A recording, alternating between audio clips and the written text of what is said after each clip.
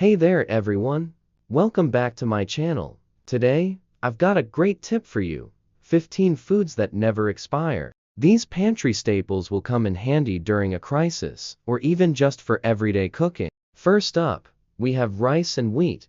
These are long-lasting staples that can be part of your regular diet and last for decades when stored properly. Next, let's talk about sugar. It may not last forever, but it can still be used in countless ways, from baking to drinks and beyond. Spices are another must-have in your pantry. While they might lose some flavor over time, they can last for years and add so much flavor to your dishes. Honey is another excellent choice. It may crystallize over time, but don't worry, it's easily reversible and will last for ages without going bad.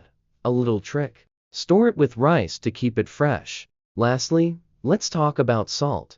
This pantry staple won't go bad for decades, making it a great choice for long-term storage as well as everyday cooking. And there you have it, folks. 15 foods that never expire to stock up on during a crisis or just for your daily cooking needs.